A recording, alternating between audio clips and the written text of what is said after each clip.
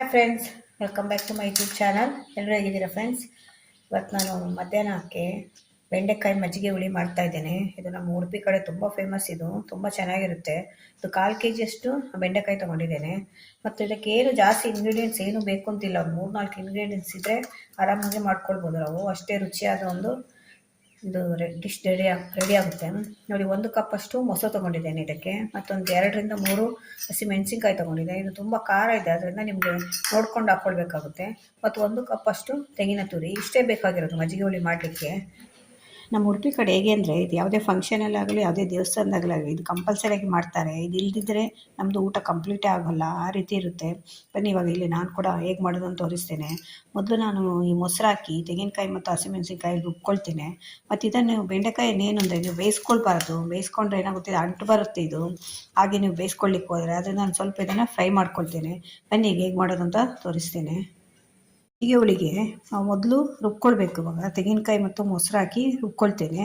ಇದ್ರ ಜೊತೆಯಲ್ಲಿ ನಾನು 1 ಸ್ಪೂನಷ್ಟು ಅಕ್ಕಿ ನೆನೆಸಿ ಇಟ್ಟಿದ್ದೆ, ಅದನ್ನು ಕೂಡ ಹಾಕ್ತೇನೆ. ಈ ಅಕ್ಕಿ ಯಾಕೆ ಹಾಕೋದು ಅಂದರೆ ಇದು ಸ್ವಲ್ಪ ಗಟ್ಟಿ ಬರಲಿಕ್ಕೆ. ಯಾಕೆಂದರೆ ನಾವಿಲ್ಲಿ ಬೇಳೆ ಏನು ಹಾಕಲ್ಲ, ಇದಕ್ಕೆ ಸ್ವಲ್ಪ ತುಂಬ ತೆಳು ಆಗುತ್ತೆ ನಾವು. ಅದಕ್ಕೆ ಇದು ಗಟ್ಟಿ ಬರಬೇಕು ಅಂದರೆ ಸ್ವಲ್ಪ ಅಕ್ಕಿ ಹಾಕ್ಕೊಳ್ಬೋದು. ಕೆಲವರು ಕಡಲೆಬೇಳೆ ಹಾಕ್ಕೊಳ್ತಾರೆ, ಆದರೆ ನಾನಿಲ್ಲಿ ಅಕ್ಕಿ ಹಾಕ್ತಾಯಿದ್ದೀನಿ.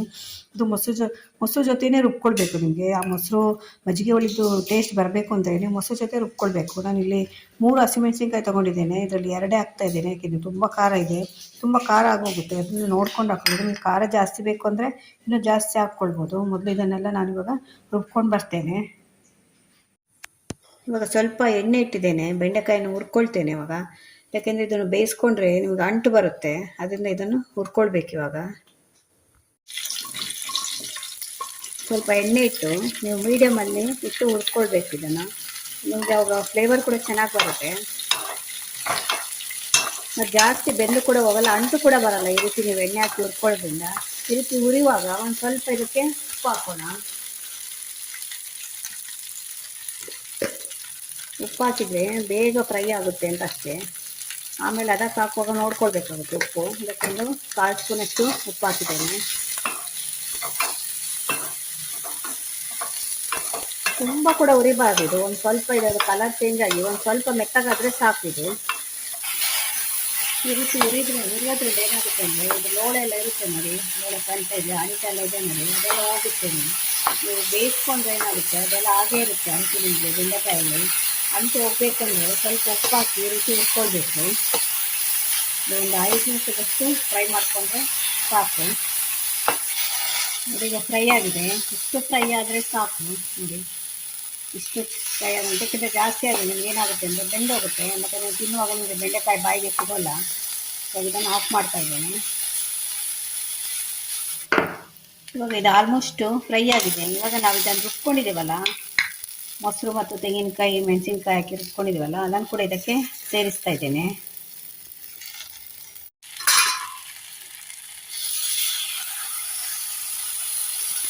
ಎಲ್ಲ ಡೈರೆಕ್ಟಾಗಿ ಅದಕ್ಕೆ ಹಾಕಿ ಸ್ವಲ್ಪ ನೀರು ಮಾಡ್ಕೊಳ್ಬೇಕು. ಇದು ತುಂಬ ಗಟ್ಟಿ ಇದೆಯಲ್ಲ, ಇದಕ್ಕೆ ಒಂದು ಸ್ವಲ್ಪ ಇವಾಗ ನೀರು ಸೇರಿಸ್ಬೇಕು. ಮಿಕ್ಸಿಯಲ್ಲಿ ರುಬ್ಕೊಂಡಿದೆಯಲ್ಲ, ಅದಕ್ಕೆ ಸ್ವಲ್ಪ ನೀರು ಹಾಕಿ ಇದಕ್ಕೆ ಹಾಕ್ತಾ ಇದ್ದೇನೆ. ಸ್ವಲ್ಪ ಇದನ್ನು ನೀರೇ ಮಾಡ್ಕೊಳ್ಬೇಕು, ಯಾಕೆಂದರೆ ಆಮೇಲೆ ಮತ್ತೆ ಇದು ಗಟ್ಟಿ ಆಗುತ್ತೆ ನೋಡಿ. ಅದಕ್ಕೆ ಮಾಡ್ಕೊಳ್ಬೇಕು. ಇವಾಗ ಇದಕ್ಕೊಂದು ಸ್ವಲ್ಪ ನಾನು ಕರಿಬೇವು ಸೊಪ್ಪು ಹಾಕ್ತಾ ಇದ್ದೇನೆ. ಮತ್ತು ಇವಾಗ ಇದಕ್ಕೊಂದು ಸ್ವಲ್ಪ ಮೊಸರು ಹಾಕಬೇಕು ಇನ್ನು, ಯಾಕೆಂದರೆ ನಾವು ರುಬ್ಕೊಳ್ಳುವಾಗ ಒಂದು ಸ್ವಲ್ಪನೇ ಮೊಸರು ಹಾಕಿದ್ದೇವಲ್ಲ, ಇದಕ್ಕೆ ಇನ್ನೊಂದು ಸ್ವಲ್ಪ ಮೊಸರು ಹಾಕಬೇಕು. ಒಂದು ಸ್ವಲ್ಪ ಕರಿಬೇವು ಹಾಕ್ತಾ ಇದ್ದೇನೆ.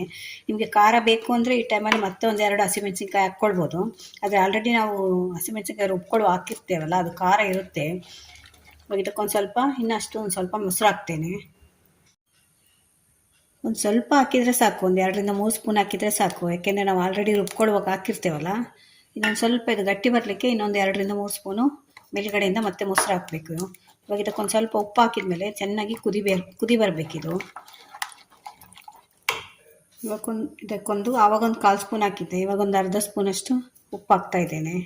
ಉಪ್ಪು ಮಾತ್ರ ಹಾಕ್ಕೊಡುವಾಗ ನೋಡ್ಕೊಂಡು ಹಾಕ್ಕೊಳ್ಬೇಕು, ಯಾಕೆಂದರೆ ಉಪ್ಪು ಜಾಸ್ತಿ ಆಗೋಗುತ್ತೆ ಮೊಸರು ಹಾಕಿರ್ತೇವಲ್ಲ ನಾವು. ಅದರಿಂದ ಒಂದು ಸಲ ಚೆನ್ನಾಗಿ ಮಿಕ್ಸ್ ಮಾಡಿ ಕುದಿ ಬಂದಮೇಲೆ ಒಂದು ಒಗ್ಗರಣೆ ಕೊಟ್ಟರೆ ನಮ್ಮದು ಮಜ್ಜಿಗೆ ಹುಳಿ ರೆಡಿ. ತುಂಬ ಚೆನ್ನಾಗಿರುತ್ತೆ ಫ್ರೆಂಡ್ಸ್. ಇದು ನಾನು 2-3 ಆಗುವಷ್ಟು ಮಾಡ್ತಾಯಿದ್ದೇನೆ ನಮ್ಮ ಮನೇಲಿ. ಇವಾಗ ನಾನು ನನ್ನ ಮಗಳಿಬ್ಬರೇ ಇರೋದು, ಅದರಿಂದ 2 ಆಗುವಷ್ಟು ಮಾಡ್ತಾಯಿದ್ದೇನೆ. ನಿಮಗೆ ಜಾಸ್ತಿ ಬೇಕು ಅಂದರೆ ಇದು ಜಾಸ್ತಿ ಬೆಂಡೆಕಾಯಿ ಹಾಕ್ಕೊಳ್ಬೇಕು. ಬೆಂಡೆಕಾಯಿ ತುಂಬ ಬೇಯಿಸ್ಕೊಳ್ಬಾರ್ದು, ನಾವು ಇಷ್ಟು ಬೆಂದರೆ ಸಾಕು ಬೆಂಡೆಕಾಯಿ.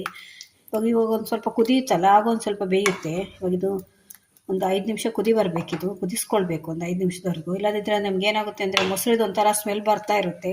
ಅದರಿಂದ ಒಂದು 5 ನಿಮಿಷದವರೆಗೂ ಚೆನ್ನಾಗಿ ಇದನ್ನು ಕುದಿಸ್ಕೊಳ್ಬೇಕು. ನೋಡಿ ಈಗ ಕುದೀತಾ ಇದೆ. ಎಷ್ಟು ಕುದಿ ಬಂದರೆ ಸಾಕು, ಇದಕ್ಕಿಂತ ಜಾಸ್ತಿ ಕೂಡ ಬೇಡ. ಯಾಕೆಂದರೆ ತೆಂಗಿನಕಾಯಿ ಮತ್ತು ಮೊಸರಲ್ಲಿ ಹಾಕಿರೋದ್ರಿಂದ ತುಂಬ ಕೂಡ ಕುದಿಸ್ಕೊಳ್ಬಾರ್ದು. ಇವಾಗ ನಮ್ಮದು ರುಚಿಯಾದ ಮಜ್ಜಿಗೆ ಹುಳಿ, ಬೆಂಡೆಕಾಯಿ ಮಜ್ಜಿಗೆ ಹುಳಿ ರೆಡಿಯಾಗಿದೆ. ಹೇಗೆ ಕಾಣ್ತಾ ಇದೀವಿ ನೋಡಿ. ನಾನು ಮೇಲ್ಗಡೆ ಒಂದು ಹಸಿಮೆಣಸಿನ್ಕಾಯಿ ಹಾಕಿದೆ, ಯಾಕೆಂದರೆ ಖಾರ ಸ್ವಲ್ಪ ಕಡಿಮೆ ಅನಿಸ್ತು. ನಮ್ಮ ಮನೇಲಿ ಸ್ವಲ್ಪ ನನ್ನ ಮಗಳು ಖಾರ ತಿಂತಾಳೆ, ಅದರಿಂದ ಒಂದು ಹಸಿಮೆಣಸಿನ್ಕಾಯಿ ಹಾಕಿದ್ದೇನೆ. ನಿಮಗೆ ಖಾರ ಕಡಿಮೆ ಆದರೆ ಮೇಲ್ಗಡೆಯಿಂದ ಹಸಿಮೆಣಸಿನ್ಕಾಯಿ ಒಂದು 2 ಹಾಕ್ಕೊಳ್ಬೋದು.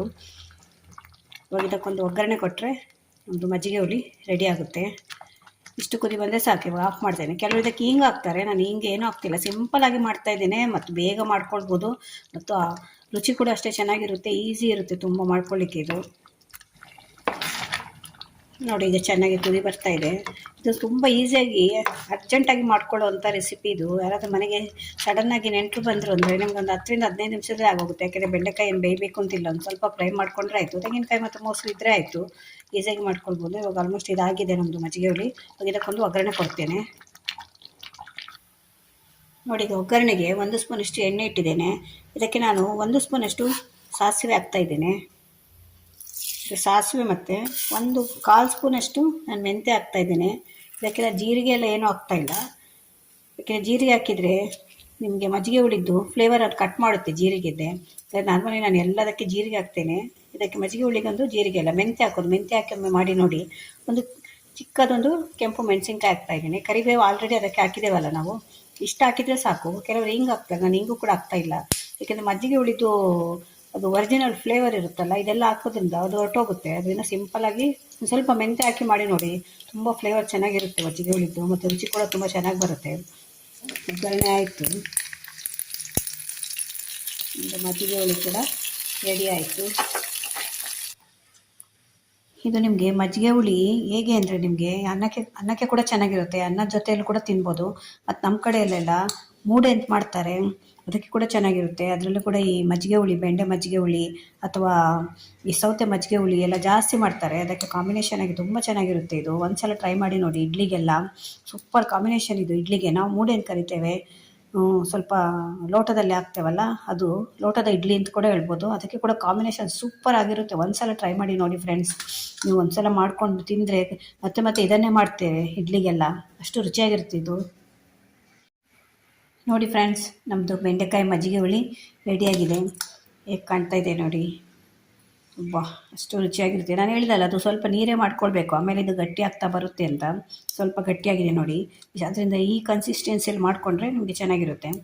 ನೀವು ತುಂಬ ಹೊತ್ತು ಮಾಡಿ ಇಡ್ತೀರಿ ಅಂದರೆ ಇನ್ನೂ ಸ್ವಲ್ಪ ನೀರು ಮಾಡ್ಕೊಳ್ಬೇಕು. ಆವಾಗಲೇ ಊಟ ಮಾಡ್ತೀರಿ ಅಂದರೆ ಇಷ್ಟು ಗಟ್ಟಿ ಮಾಡಿಕೊಂಡ್ರೆ ಸಾಕಾಗುತ್ತೆ. ಬೆಂಡೆಕಾಯಿ ತುಂಬ ಒಳ್ಳೆಯದು ನಮ್ಮ ಆರೋಗ್ಯಕ್ಕೆ, ಯಾಕೆಂದರೆ ತುಂಬ ವಿಟಮಿನ್ಸ್ ಎಲ್ಲ ಇರುತ್ತೆ ಅದರಲ್ಲಿ. ಮತ್ತು ಮಕ್ಕಳಿಗೆ ಜಾಸ್ತಿ ಇದನ್ನು ಕೊಟ್ಟರೆ ನೆನಪಿನ ಶಕ್ತಿ ಜಾಸ್ತಿ ಆಗುತ್ತೆ ಅಂತ ಹೇಳ್ತಾರೆ. ಅದರಿಂದ ಬೆಂಡೆಕಾಯಲ್ಲಿ ನಾವು ಸುಮಾರು ಐಟಮ್ ಎಲ್ಲ ಮಾಡ್ತೇವಲ್ಲ, ಬೆಂಡೆಕಾಯಿ ಹುಳಿ ಮಾಡ್ತೇವೆ, ಪಲ್ಯ ಮಾಡ್ತೇವೆ, ತುಂಬ ಮಾಡ್ತೇವೆ. ಈ ರೀತಿ ಒಂದು ಸಲ ಮಜ್ಜಿಗೆ ಹುಳಿ ಮಾಡ್ಕೊಳ್ಳಿ, ಇದು ತುಂಬ ಚೆನ್ನಾಗಿರುತ್ತೆ. ನಮ್ಮ ಉಡುಪಿ ಕಡೆ ತುಂಬ ಫೇಮಸ್ ಇದು. ನೀವು ಒಂದು ಸಲ ಟ್ರೈ ಮಾಡಿ ನೋಡಿ. ವಿಡಿಯೋ ನಿಮ್ಗೆ ಇಷ್ಟ ಆದರೆ ನನ್ನ ಚಾನಲ್ನ ಸಬ್ಸ್ಕ್ರೈಬ್ ಮಾಡ್ಕೊಂಡು ನೋಡಿ. ಇದೇ ಥರ ಹೊಸ ಹೊಸ ವಿಡಿಯೋ ತೊಗೊಂಡು ಮತ್ತೆ ಬರ್ತೇನೆ. Bye friends.